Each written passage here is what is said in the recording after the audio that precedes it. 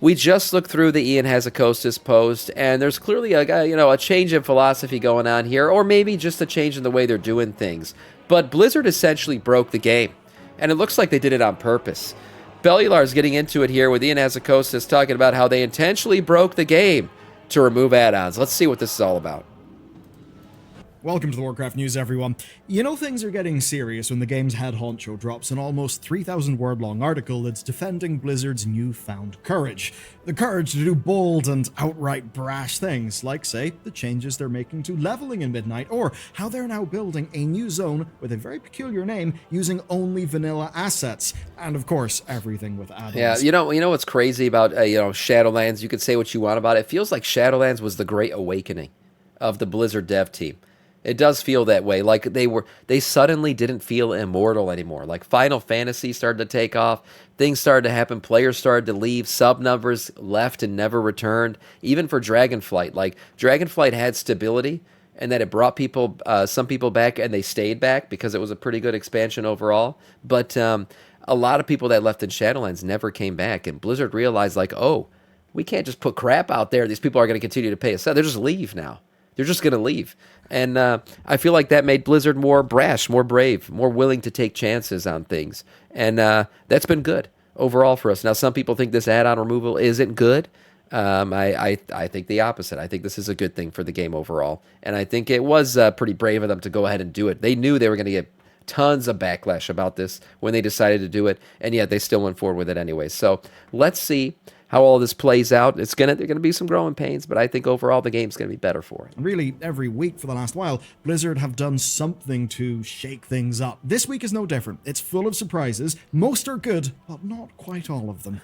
First, though, we need to talk about game director Ian Hazzikostas. Yeah, this may be the single largest change an expansion has ever made to World of Warcraft. That is not a title of a video on our channel, though it may well be. No, those are Ian's own words from the article that he posted. And that does make sense. Midnight is bringing change unlike ever before. We've seen the fallout to the add-on apocalypse in real time, but now Ian has officially responded to things. So, what could possibly be worth all of this chaos? His answer is simple. It's that there has been a shift from add-ons that display information to add-ons that process information. Yeah. Obviously, we have heard this before. We know guilds and pugs force people to download weak auras to solve mechanics. We know people play with... the top-end gamers, you watch Race to World first, they don't just download weak auras, they make weak auras. They literally try to trivialize mechanics by making weak auras to do it for them.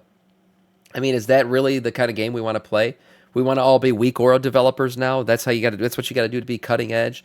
That's what you got to do to be part of the Race to World first? No, I don't think that's healthy for the game at all. So this, again, good stuff. Killy or plater because they can't really understand their class or react to things fast enough with the game as it's currently presented. But why does any of that stuff bother Ian? Because obviously it's been in the game for a long time.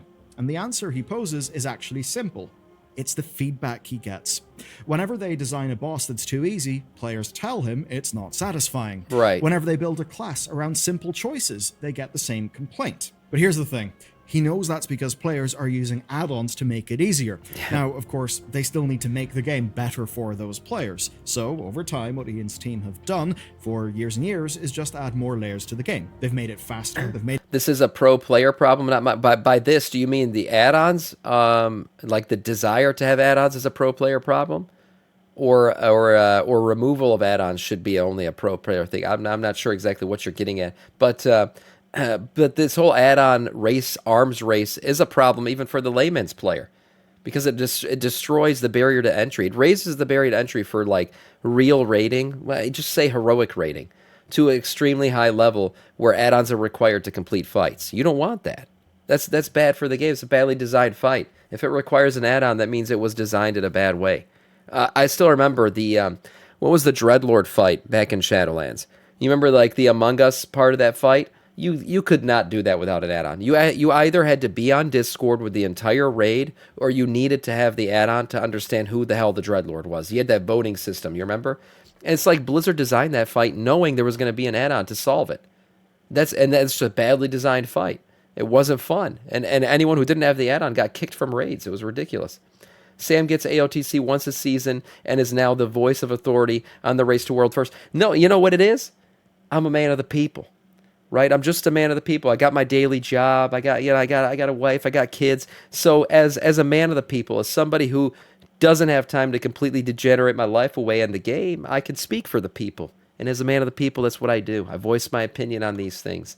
And I think that the add-on arms race has been bad for the people. More complex. That's all. But that's also left people who weren't using add-ons behind, meaning that WoW was less approachable, and meaning the design team can't make satisfying content because they're designing around automation tools rather than designing around the actual players.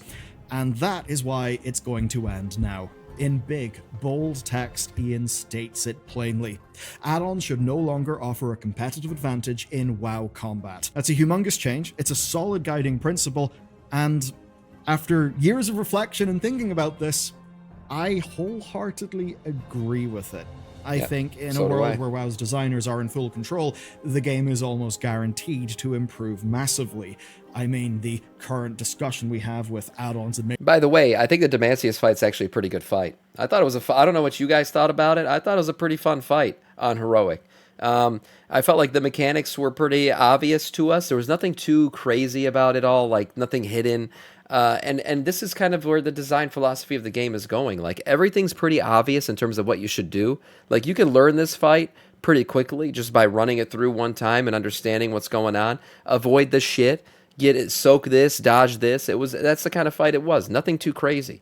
And I think the fights are going to get even better going forward without the add-ons. Make the game easier is not really something that we see in many of the world's I don't know the overall popular community's video opinion on games. Demacius, It ends but up I being liked it. Quite a weird specific WoW thing. Those layers and layers of complexity and challenge often ended up being just to, well, combat that people were using computational add-ons. I think that made the Flying game's mechanics can be noise touchy. ratio significantly worse, and it made WoW far less readable, which is a real huge problem if you actually want to, you know, get new players into your game. Thinking about recent experience, I mean, Demacius is one of the best bosses in WoW's entire history, even without add-ons. Loads of my guild used none. I used none, other than console port to make my controller experiment feel a little bit better. So, I think Midnight has got insane promise, but that is easier said than done. Yeah, and I think that's what a lot of people are thinking right now. That There's got to be growing pains, no doubt, no doubt. Will you be playing TBC Anniversary? Probably not. I'm not really a classic Andy. I played TBC when it was out, the real one. So I'll probably stick to retail. Even if this goal is good, and many of us agree with it, well, the problem is the amount of chaos and what's going on in the community. And that is what Ian tries to address next. Right now, the community is aflame with people kind of outraged. We don't know what's going to be supported when it comes to add-ons. Yeah. Purely cosmetic add-ons, which should be fine per Blizzard's guidelines, appear to be breaking. The damage meters that Blizzard have implemented don't seem to work on the beta, and major add-on devs have even thrown in the towel. Many posted about how it was almost impossible to get some basic functionality working on the early alpha builds because lots of the technical stuff had changed. People had no idea what to expect, and going beyond just the add-on devs, a lot of people were just a bit scared, a bit worried, and what we would really all need to see was Blizzard's version of these add-ons, because that would tell us what the game would actually look and feel like. Yeah. So, there's been a lot of chaos, a lot of collateral damage, and that is what Ian then goes into. He carefully admits that their changes did cause a lot of that chaos. Yeah, they went a bit too far, maybe early. Yeah, because they want to keep cosmetics available. They want you to be able to customize all your shit.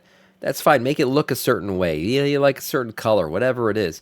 But the first thing they had to do, and this is understandable, is, okay, they want to keep certain shit and get rid of other things, but the easiest way probably to do that is just lay the hammer, destroy everything, Thanos snap that shit, and then start letting things back in. That's probably, rather than trying to finesse the gate as it comes down perfectly. So it's understandable why they did what they did. And the good thing is they've admitted that hey, this isn't the final form. We're going to allow shit to happen. Don't worry about it. We're going to reopen the gate just a little bit to allow for customizations, and those things are going to come back. So if you like your UI looking a certain way, that's going to happen. One thing that's not is Elva UI, because those guys threw in the towel. Those guys quit. They're not even going to do it anymore. But I'm sure there's going to be somebody else that fills their place and gives you that fucking static looking UI. I don't know why people like that shit. That fucking square ass looking UI. I don't know. I prefer my griffins on the side of my action bars, but maybe I'm a simpleton. Now, many add-on devs posted about the extent of the breakage, a lot of this just being essentially APIs and stuff changing. But Ian can't really brazenly admit something like that in a post like this. So instead, what he did was publicly commit to customization as a goal that they are working towards. And in fairness, with recent changes on the beta, we do know that that's not just talk. There's now support for class resources like Holy Power. Damage meters are getting more details-like options. There's text-to-speech stuff, audio alerts. The accessibility features are coming in slowly, but thankfully they are actually coming in. But here's what makes this whole mess a little bit different. Ian admits that... What was that? A boss warning system? Did you see that? I briefly saw it there. It's right here. A boss warning system which allows players to see which boss mechanics are upcoming while leaving the choice of how to handle it to the players. Very cool. Yeah, nice little, what abilities coming next kind of thing. This whole mess a little bit different. Ian admits without this add-ons, chaos obviously. Was actually a necessary part of their plan. That rather than cut functionality down bit by bit, they just decided to do it all at once and to burn everything to the ground. And that once alpha players would give feedback on what was missing, they would then know what to work on next. I suppose not based on what they think would be the right thing to work on, but based on actual player need communicated by players. And from that point, they would then start to rebuild things. So, rather ironically, all of this chaos was sort of part of the plan. Right. But this does raise quite the question. And the question is this. It's a lot of change. Why now? Why seemingly rush things? I mean, expansion... Isn't it obvious? Because they want to put the game on consoles. No, I'm just kidding. I think that's such a trope, man. That's such a lazy take. By the way, WoW going to console is not WoW being made so it can play on an Xbox. It's actually the reverse. It's the Xbox being made so WoW can play on it. That's what's happening. Nothing's being changed for World of Warcraft to work on an Xbox. And this game, by the way, has had a controller mode for years now. You can play this game right now. You can go into the UI settings, into the settings in the game, and default it so you're playing on a controller. That already exists. Blizzard doesn't really have to do anything. I just think add-ons were unhealthy for the game. I think that's why they're doing what they're doing. That's freaking ridiculous. Read an encounter guide? I know, imagine that. They denied it was going to console. They did, but they did deny it. You're not wrong. But they denied it because they weren't making the game to go to console. They already knew it's actually the Xbox that's being turned into a PC. That's what's happening. If you don't know, the 2027 Xbox you're going to be able to download Steam and Battle.net and everything on it. It's going to be a PC. That's all it is. It's like an entry-level gaming PC. So that's how that's all going to work. The Xbox is becoming more of a PC. Yeah, exactly. No, that's what's happening. Every class has pretty much been pruned to only 3 to 4 buttons max in their rotation. I mean, yeah, but there's a lot of classes that already are like that. You ever fucking tank as a druid? I mean, these things already happen. And yes, there were a lot of extra shit going on in the game, though. I think we did need a little bit of a pruning. We did. And by the way, you still want to play this game like a Giga Chad and optimize everything, you can still do that. That's still going to be a thing. Player skill is still going to matter. Okay, but now I don't need 17 resources to manage as a Blood DK. I don't want that. That's not fun. Yeah, like Blood DK. No, it's not. Blood DK was not one of them. Blood DK was over-managed with resources. That was the problem. We had 3 different ones we were managing at this point, so it's kind of ridiculous. And they're getting rid of some of that. So I think that's fine. Are they going to overshoot a little bit? Maybe. But they're reacting to feedback, so we'll see how that actually pans out by the time Midnight comes out. And maybe after the first, or into the first season of Midnight. Are rocky enough without this type of gigantic change layered on top. The good news is, Ian actually gave us an answer for that as well. Ian admits that he first started talking about add-ons last year to basically start the community conversation. And when he did, he found that on average, people did not want add-ons to be required, or to at least feel required. But naturally, they also didn't fully trust Blizzard to get things right. So they started investigating, basically thinking, what would it take to pull this off? And apparently, their UI engineers are a little bit cracked, and they ended up making way more progress than Blizzard themselves imagined. And that meant they all kind of realized something a bit astonishing.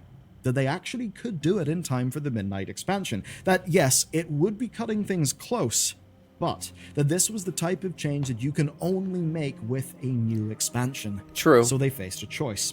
Either risk the UI changes not being fully ready, or keep the add-on heavy status quo until the last Titan. Yeah, so these things are, and we already know this, they're going to hit in pre-patch. Like, we're going to get class remakes and removal of add-ons probably late January. And Blizzard's going to have like 4 weeks-ish to get it running at a decent state. It's going to break shit. There's no doubt. This shit's going to be broken. I mean, anyone who's been playing this game for a decent amount of time knows how this goes. We know what's about to happen. The server's going to be down extended amount of time. All the shit's going to be broken. Buildings are going to be burning. Some dwarf's going to be running around with an extra long schlong for no reason. You don't know what's it. The UI's all broken, and we're just going to have to deal with it for a little bit. They'll fix it eventually, and it's going to be better. It's going to be some growing pains, but it'll be okay. You'll be all right. Obviously, they decided to pull the trigger, and that set off a chain reaction of changes across the game. Changes that have impacted classes, changes that have impacted dungeons, and massively so.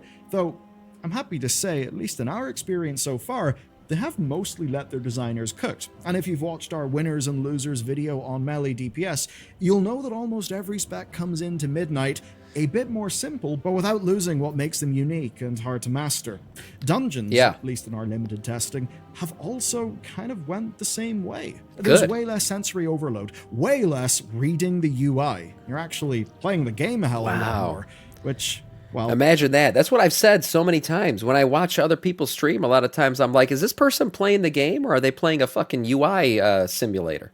It just looks ridiculous. There's so much shit on the screen, you can barely see their character. I'm like, how is that immersive? You know why I liked World of Warcraft? Why I got into the game? Because of the fantasy immersion, right? Because of the late nights on the Moonguard servers. No, it wasn't that, maybe a little bit. But I wanted to be immersed in a fantasy world. I didn't want a fucking UI plethora of shit covering up my screen where I have to look between two UI things to be able to see my tune in the game. I think this is going to make the game way more visually appealing. And like selfishly, I think it makes it better to stream too, because you can actually look at the person's screen and understand what the fuck's going on. That'll be better too. But just overall, even from like just in your average player's standpoint, like you're going to be more immersed in the game. Wow, imagine that. You can actually see the environments. See what's going on. Use your eyeballs. It's crazy. I think the game's just going to look so much better. So much better. I think should be the point of a game, actually. Shocking statement. I don't know what you're selling here. Snake oil. Selling snake oil. Will damage meters actually work well? How much more will be fixed during the beta? And will this actually revitalize WoW? Will it actually have that intended effect? Or will it just kind of piss off current players who have got to go and rebuild their UI? Well, Ian can't answer that, but he believes that it's worth the risk, and he promises here that they will do, quote, everything possible. And I, for one, actually believe him. I believe him personally, but there's also that if the player numbers go down and the money goes down, yeah, they very much will have to do everything possible to save their own skin. So True. You can say that at least their incentives do appear to be aligned. Now, I think Midnight is definitely not going to launch perfectly. It's an expansion launch, and one with a shitload of change, so I think it will be a little bit rocky. But I do prefer a WoW that is bold, that is brave, and that is actually trying to solve problems fundamentally, instead of one that is just afraid to rock the boat. And speaking of rocking the boat, there is another bold move, and it's one that may upset some people. Kite the Mage, it's pretty awesome that you like to play that way, but not everyone should be forced to. It's not a good change. Look, if you like to customize your UI, if you like shit all over your screen, you're still going to be able to do that. You can't right now. I'm not talking about live game. I'm talking about the testing realms. You can't right now because Blizzard admits they overcut on shit, and they're gonna reopen they're gonna let it back in just a little bit, all the customizations, so you'll still be able to make your UI look a certain way. The only difference is you will not have flashbang alerts and all kinds of shit going off during combat to tell you what to do. That's it. And and everyone's like, oh, player skill and all this. If you got the skill, you should be able to play even better. This should even separate you more from other players, right? Because you're so much more skilled that you don't need these alerts. You're just going to know what's happening, right? That's it.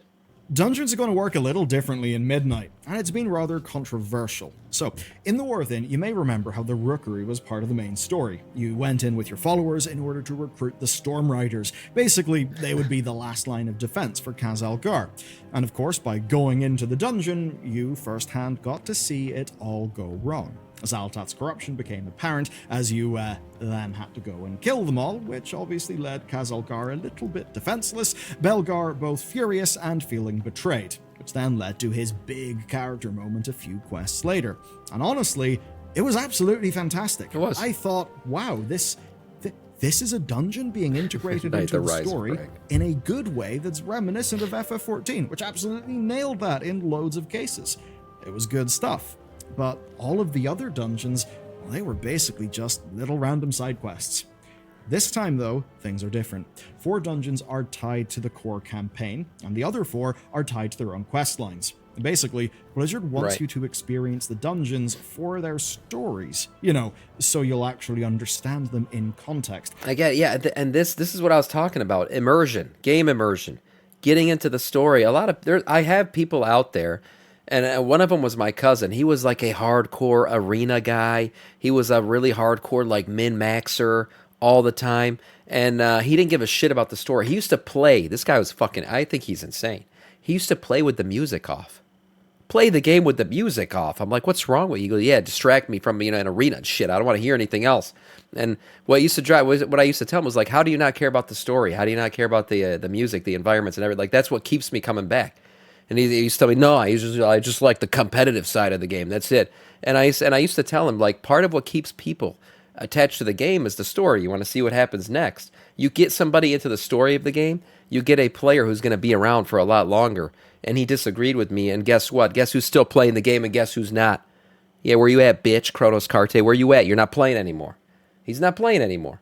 And it's because he had no attachment to the game beyond just like little competitive edge that he had back in Arena. And that was it. And that's okay if you want to play the game that way. But if you want a player base that's sustainable, that carries over for a long time, you got to get them into the story. You got to make them like the story.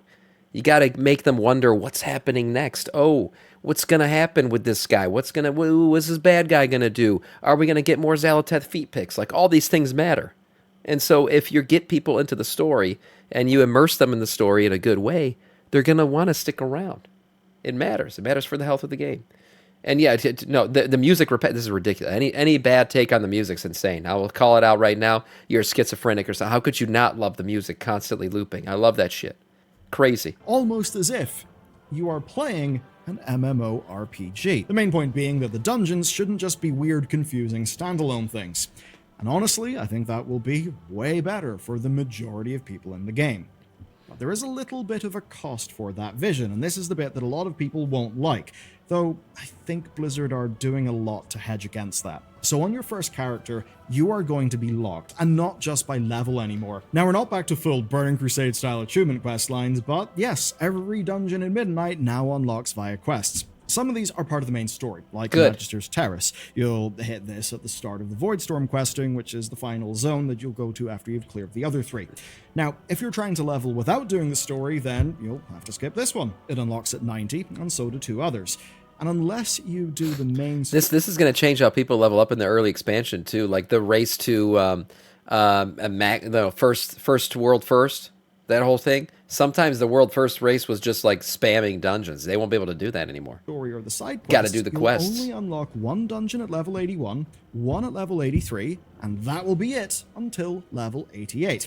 This does mean the dungeon leveling is basically dead, at least for your first character. I mean, you can still do it, but you'll just be spamming Windrunner Spire and then Murder Row, which sounds absolutely insane. Yeah, that's horrible. Of course, speed levelers have historically relied on dungeon spam. Yeah. A lot of that's just because instances are usually a safe way to get around server issues, and this does seem like a fairly horrible way of playing the game, with there being so few dungeons available. Yeah, it's not fun. But here's the thing. We've played these dungeons, and we know exactly why Blizzard are doing this. It's because with follower dungeons now working, this is actually a brilliant way to put proper bosses in the story. It's actually good, and it now means there will be meaningful and memorable fights instead of just world NPCs getting blitzed by a dozen people. Imagine that. Sadly, though, there is the obvious downside, where if you're a returning player who prefers dungeon spam with your friends, just like the good old days, well, you'll have to get to level 81 first. You'll have to get used to Windrunner Spire a lot. And that may not be that fun. But that said, there is another point to Blizzard's change here. you have to do the story anyway to unlock the game's endgame features, and this does fix a potential problem that some people may face, where they would spam dungeons until they hit max level, and then just realize that they've got to go and do all of those quests anyway, which absolutely feels bad whenever those quests aren't giving your character experience. So, all in all, I think this is basically great. It means there's more story in the dungeons. It means there's more dungeons in the story. Look at that. And that means that the story can actually have these moments of spectacle where it feels big, where it doesn't just feel like another quest. That's really important for the pacing of the game. It's more immersion. It's a good thing. The story memorable. And I should also note that the unlocks here are going to be warband wide, so basically this is not really going to be a problem beyond week 1. So in my view, it is a clear win all round, and speaking of going all round, we have went all round the beta. There's a lot to talk about. Now, the beta is live, and that means there's a whole lot going on. Have you ever wanted a golden trophy of a boss for your house? We're not going to full on spoil you here, so we'll only show... This is cool. I like the whole trophy shelf. We were just talking about this morning. It's really cool. Also with beta, somebody asked if I made a comment already on the cost of transmog. I did. My most recent YouTube video right now up on my channel, that's what it's about. Is that it's the high cost of it is kind of crazy, but it's a one-time cost, so I don't know how that'll like edge out overall. I still think you're going to spend more now in Midnight on transmog than you did previously, but it's not a high cost either way. But this trophy system, really cool. Really cool trophy system. Show you one from the one boss raid. The new prey system gives you some trophies too. But rest assured, each of the 3 end bosses have got their own beautiful golden statue. Though gold is, of course, the best, and these rewards are for the cutting edge achievements. Those are, the mythic raiding ones. Yeah, the big digs. Not everyone will really be able to do that. Yes, maybe because of difficulty, but also just for organizational reasons. Do we get a silver for heroic? I sincerely hope Blizzard adds a silver, at least, for the much more attainable ahead of the curve. I didn't pre-watch. Okay, it's just where my brain went because that's where he was going, obviously. And yeah, a silver trophy would be great. Though to be honest, it would feel a little bit shit if, say, heroic got silver, if normal got bronze, and if LFR got wood. Though it would be wood. Really I want the wood trophies. Anyway, statues. They'll be a thing for going and killing the boss. Though that's not it for cosmetics, because we've just got something people have been waiting on for a long time. And that is actual, honest-to-God, real Night Elf weaponry.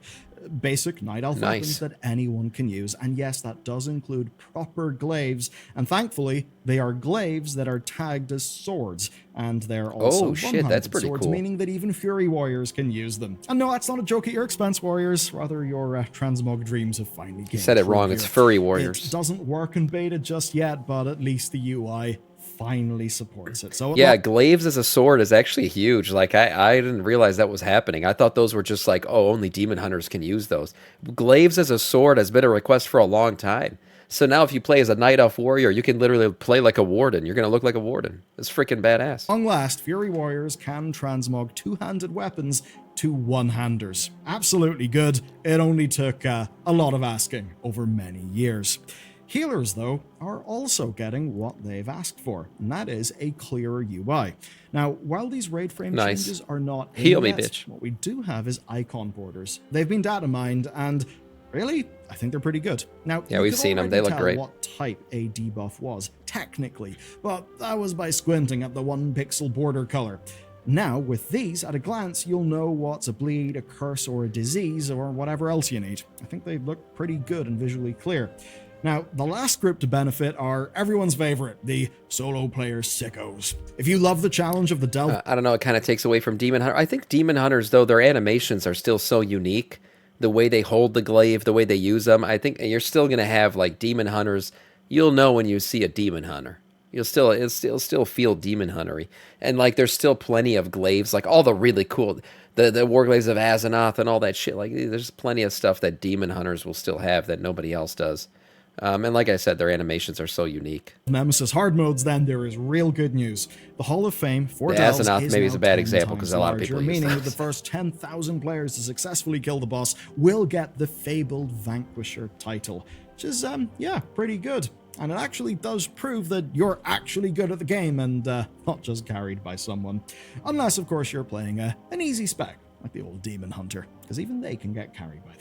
And now our last bit of news. World of Warcraft can now finally, legally, drink alcohol in the US. The game's 21 years old, and that does actually mean the anniversary is back, but not the usual anniversary with just a bit of an XP buff. Essentially, the whole 20th anniversary shindig is back, and that does include the updated Blackrock Debts raid, though seemingly only in heroic mode. The big thing this means, though, is that you can get any of the updated tier 2 sets. I haven't done any of the anniversary stuff this season. Plus a very long list of other rewards.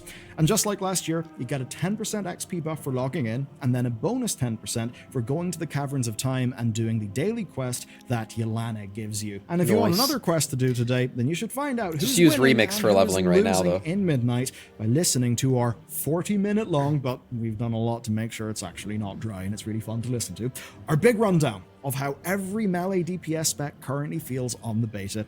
Watch that video next. Yeah, it is pretty much the same exact anniversary content. If you missed the anniversary last time, it'll be cool for you to play through. If you did it, it's not much. I mean, just some busy work if you want to do some of that shit in the game.